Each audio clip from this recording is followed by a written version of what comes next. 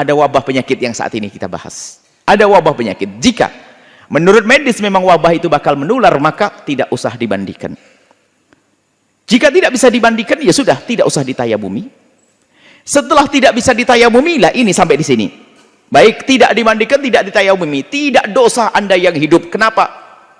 Karena apa? Ini fardu kifayah dan kita tidak mampu melaksanakannya. Menjaga. Makin banyak anak umat Islam yang subscribe media-media Islam daripada kita subscribe media-media maksiat. Paling tidak orang-orang yang menonton acara-acara agama hatinya berubah jadi lembut. Pertanyaan pertama datangnya dari Risma dari Bandung. Assalamualaikum warahmatullahi wabarakatuh. Assalamualaikum warahmatullahi wabarakatuh. Semoga Buya beserta keluarga diberikan kesehatan dan kekuatan untuk terus berdakwah. Amin ya rabbal alamin. Amin ya rabbal alamin. Mohon izin bertanya Buya.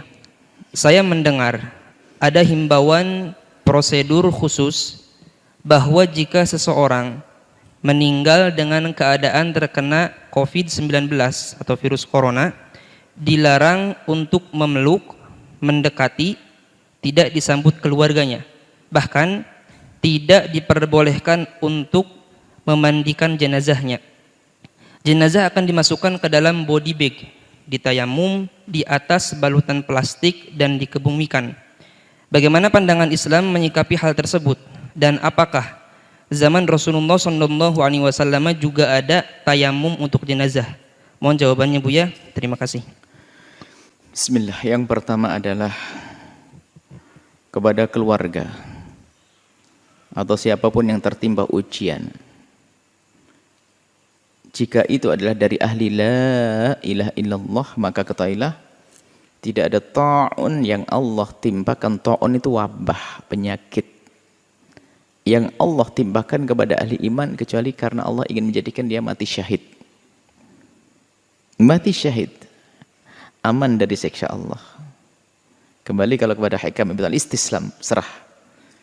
Jadi bagi yang meninggal dalam keadaan kena wabah semacam itu, wabah apa saja termasuk ta'unnya corona ini, virus corona, maka insya Allah orang-orang yang dari ahli la ilaha illallah itu dia mati syahid. Satu, sampaikan kabar gembira ini kepada keluarganya agar tidak berlarut dalam kesedihan. Yang pertama. Yang kedua, jika ada orang meninggal dunia, kemudian ternyata ada virus yang nempel atau yang ada pada orang tersebut, dikhawatirkan menurut ahlinya, dalam hal ini adalah medis, akan menyebar dan menular kepada yang hidup, maka menjaga yang hidup itu sangat penting. Jika diputuskan oleh medis tidak boleh ada yang bersentuhan, ya jangan menyentuh. Karena tidak boleh bersentuh dan sebagainya, maka tidak perlu dimandikan dan tidak perlu diapa-apain, langsung dikuburlah. Ini pertanyaan bagaimana hukum dalam Islam? Begini.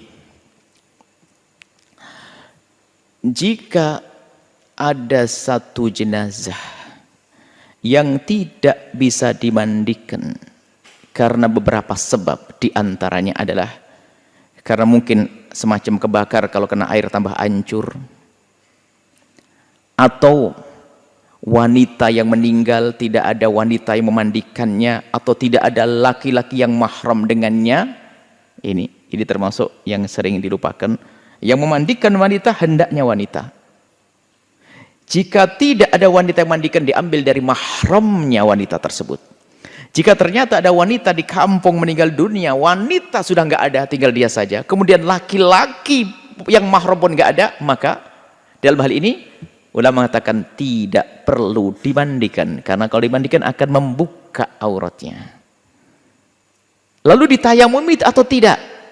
Dalam madhab Syafi'i sendiri, Imam Romli mengatakan nggak usah. Selagi tidak ditayamumi, maka ya tidak usah disolati. Menurut Ibnu Hajar dalam madhab Syafi'i, ditayamumi lalu disolati. Nah ini sebabnya adalah karena meninggal tidak ada yang memandikannya, karena tidak ada yang mahram atau tidak ada yang sejenis. Atau ini yang sebab tidak bisa dimandikan karena ada wabah penyakit yang saat ini kita bahas. Ada wabah penyakit. Jika menurut medis memang wabah itu bakal menular, maka tidak usah dimandikan. Jika tidak bisa dimandikan, ya sudah, tidak usah ditayamumi. Setelah tidak bisa ditayamumi, lah ini sampai di sini. Baik tidak dimandikan, tidak ditayamumi, tidak dosa Anda yang hidup. Kenapa? Karena apa? Ini fardu kifayah dan kita tidak mampu melaksanakannya. Menjaga yang hidup lebih penting. Yang wafat insya Allah sudah diampuni dan dia mati syahid kok. Jadi yang keluarga tidak usah dirundung sedih karena keluarganya tidak ada yang memandikannya, tidak ada yang menyolatinya. Maka tidak usah dirundung sedih. Ini perlu kami hadirkan. Dan semoga tidak akan menjadi khilaf di lapangan. Maka kami sampaikan, hadirkan kesimpulan permasalahan begini. Maka ada sebagian mengatakan harus sholati, ini tidak sholati. Saya hadirkan pembahasan fikihnya. Enggak usah ribut. Sudah ada yang meninggal kok ribut. Jadi begini. Ulama berbeda pendapat dalam hal ini. Setelah tidak dimandikan dan tidak bisa ditayamumi, disolati atau tidak. Kebanyakan ulama mengatakan, kebanyakan ulama ini adalah jumhur ya. Kebanyakan ulama ini jumhur madhab Syafi'i, kemudian madhab Hanafi, jumhur Syafi'i, madhab Hanafi, kemudian jumhur Malikiyah, termasuk madhab kita Syafi'i, mengatakan selagi tidak dimandikan dan selagi tidak ditayamumi maka tidak disolati. Sebab syarat sahnya untuk disolati adalah karena dimandikan atau menggantikan mandi, namanya tayamum. Oke. Ini pendapat ulama. Kalau Anda ikut ini nggak ada masalah, maka maaf kena corona sudah dibungkus selesai dikubur. Kok kasihan? Nggak perlu kasihan, dia mati syahid. Tapi pendapat yang lain seperti sebagian dari mazhab Syafi'i, mutaakhir ulama Syafi'iyah ada, termasuk tadi kita dari mazhab Hambali. Artinya ada ulama termasuk dari mazhab Malik seperti ada sebagian Malikiyah. Artinya pendapat yang kedua, biarpun tidak dimandikan dan tidak ditayamumi, boleh disolati, sah disolati. Dan ini biarpun bukan menurut jumhur ulama Syafi'iyah, kami cenderung mengarahkan ke yang ini. Kenapa? Agar terhibur yang hidup.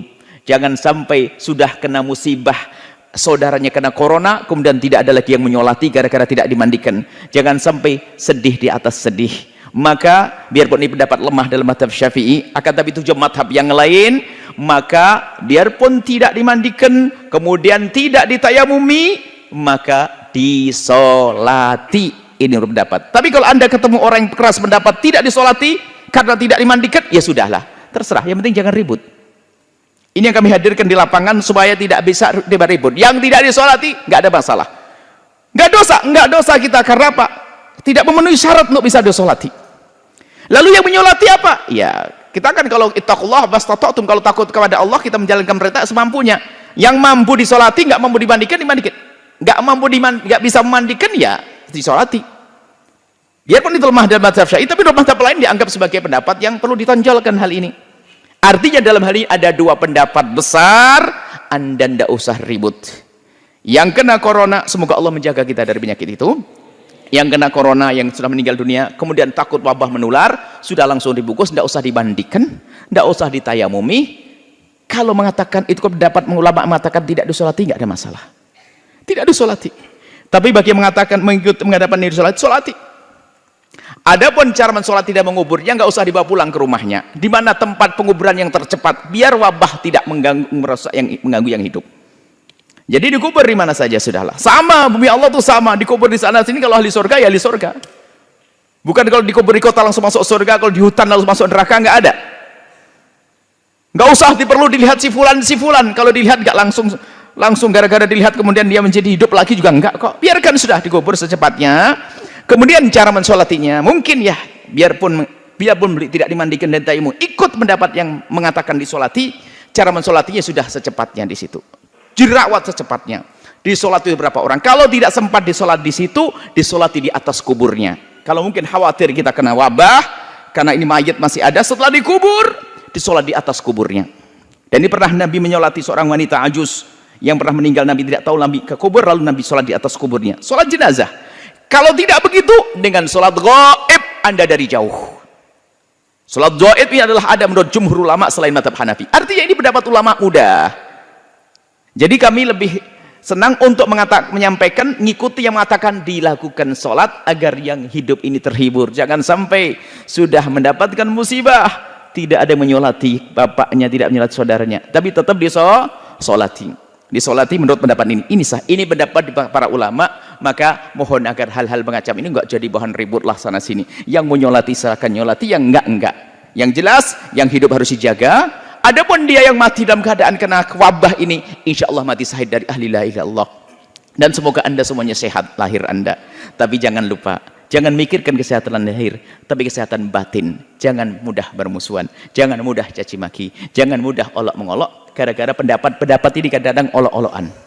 Ini makanya sengaja kami hadirkan perbedaan-perbedaan ulama ini, biar ya agak sedikit lega lah bahwa, oh begitulah.